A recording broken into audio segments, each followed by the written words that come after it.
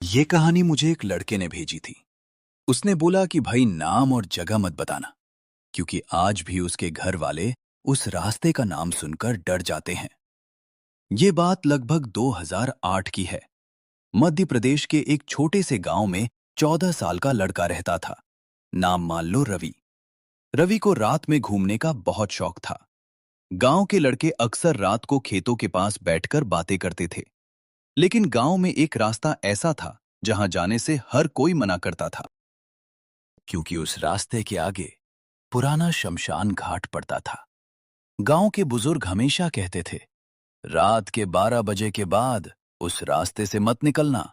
कोई पीछे चलने लगे तो मुड़कर मत देखना। रवि इन बातों को मजाक समझता था। एक रात करीब 11:30 बजे उसके दोस्त जल्दी घर चले गए। रवि अकेला साइकिल से वापस लौट रहा था। गांव तक पहुंचने का दो रास्ता था, एक लंबा और दूसरा वही शमशान वाले रास्ते से। रवि ने सोचा, क्या भूत वूत होता है, जल्दी घर पहुंचता हूं। जैसे ही वो उस रास्ते में घुसा, चारों तरफ अजीब सन्नाटा था। न कुत्ते भौंक रहे थे, न झींगुर की आवाज, बस ठंडी हवा चल रही थी। थोड़ा आगे गया तो उसे लगा जैसे पीछे कोई पैदल चल रहा है। उसने पीछे देखा, कोई नहीं। वो फिर आगे बढ़ा, लेकिन इस बार साफ सुनाई दिया, कोई उसकी साइकिल के पीछे दौड़ रहा था। उसका दिल जोर जोर से धड़कने लगा। उसने साइकिल तेज कर दी। अचानक साइकिल अपने आप भारी होने लगी, जैसे पीछे कोई बैठ गया हो। रवि डर गया। उसने पूरी ताकत से पैडल मारा। तभी पीछे से एक औरत की धीमी आवाज आई, इतनी जल्दी क्यों जा रहा है। उसके पूरे शरीर में डर दौड़ गया।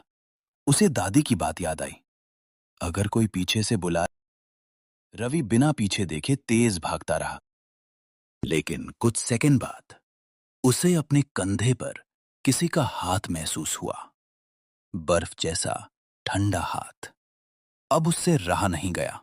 उसने डरते डरते पीछे देखा, और जो उसने देखा उसकी चीख निकल गई। सफेद कपड़े, उल्टे पैर और चेहरा बिल्कुल काला, लेकिन आंखें एकदम सफेद। रवि डर के मारे साइकिल से गिर गया। जब होश आया तो वो गांव के मंदिर के बाहर पड़ा था।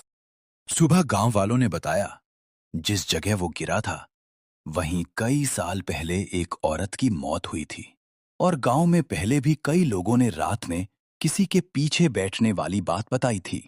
उस दिन के बाद रवि ने कभी रात में उस रास्ते से अकेले जाना बंद कर दिया।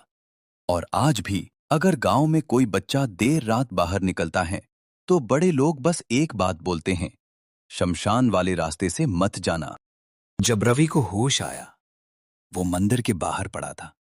सुबह का वक्त हो चुका था। सिर में बहुत तेज दर्द हो रहा था, और उसकी साइकिल मंदिर के गेट के पास टूटी हुई पड़ी थी। गांव वाले उसके आसपास खड़े थे। कोई बोल रहा था, इसे रात में कौन यहां छोड़ गया।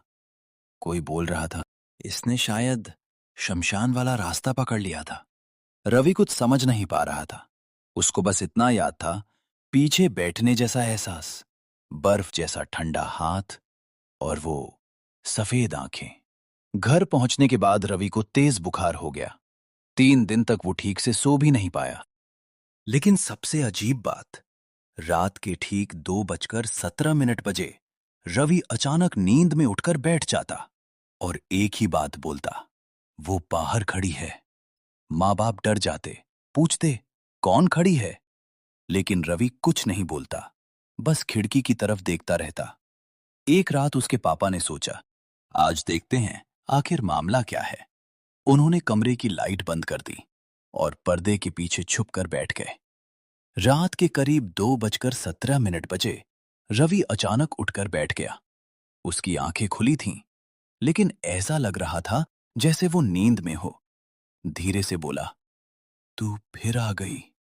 उसके पापा का दिल जोर जोर से धड़कने लगा। उन्होंने धीरे से खिड़की की तरफ देखा, और उनका शरीर वहीं जम गया। घर के बाहर आंगन के कोने में कोई खड़ा था। लंबे बाल, सफेद कपड़े, और बिल्कुल बिना हिले वापस घर की तरफ देख रहा था।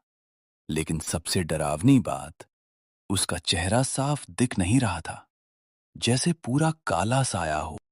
और तभी रवि अपने बिस्तर से उठा और दरवाजे की तरफ चलने लगा, एकदम रोबोट की तरह।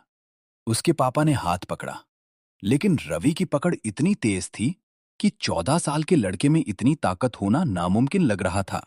और तभी घर के बाहर से धीमी आवाज आई, उसे आने दो।